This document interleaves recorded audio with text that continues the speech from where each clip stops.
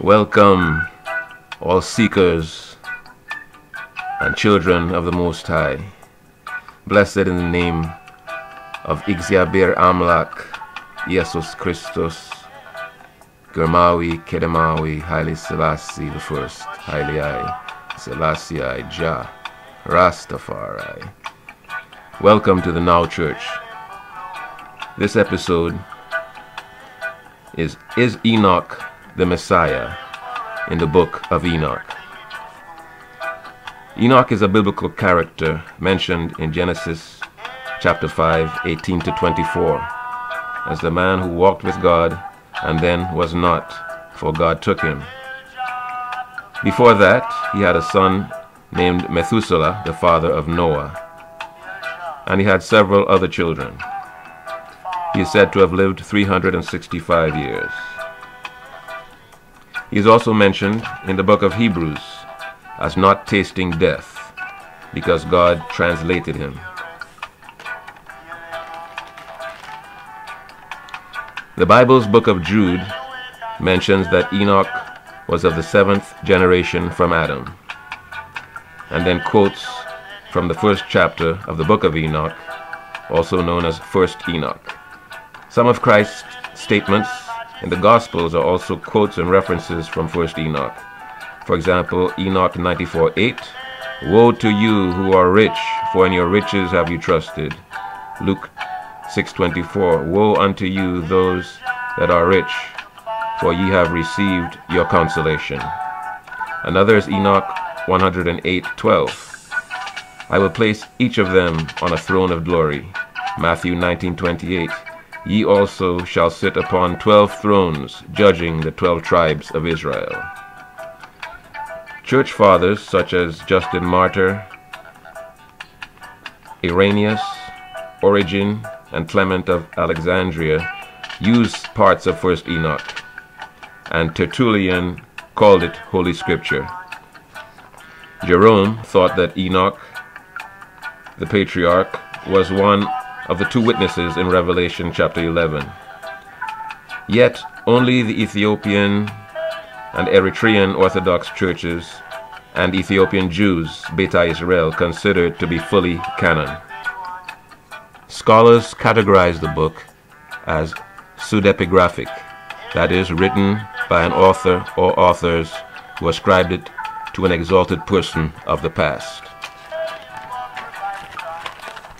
It is dated to around the 3rd, 2nd, and 1st centuries before Christ. One might wonder then, how could it really be from an ancient man from the early parts of Genesis? One possibility might be that it was an oral tradition passed down through the centuries by certain families, or it is the result of spiritual vision trances which the spiritualists believed put them in touch with Enoch. Enoch announces that it is a parable for his children to preserve till the last days.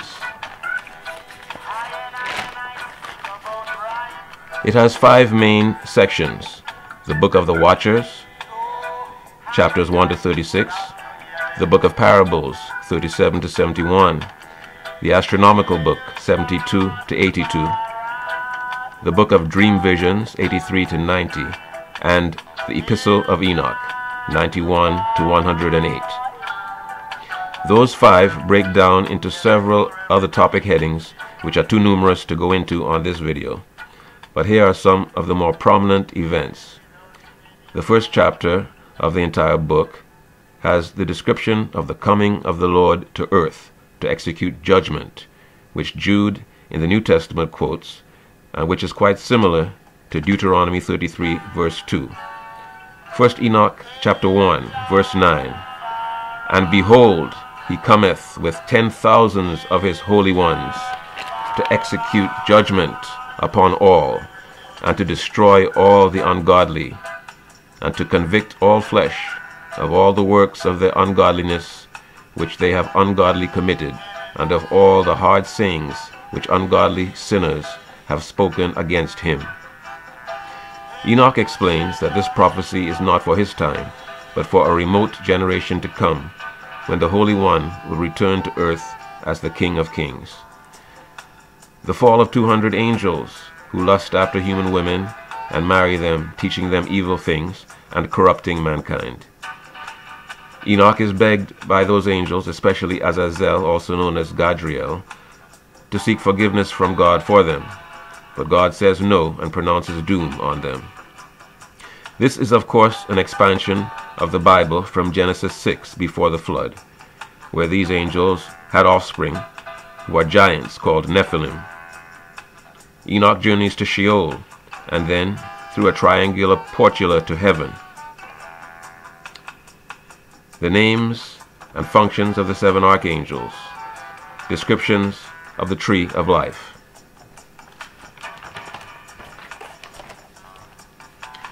The 4 main archangels, Michael, Gabriel, Raphael, and Uriel. The astronomical secrets and the measurement of times. The Ancient of Days and the Son of Man. The judgment on unrighteous kings, mighty men, and the rich. The foretelling of the flood. The secret oath.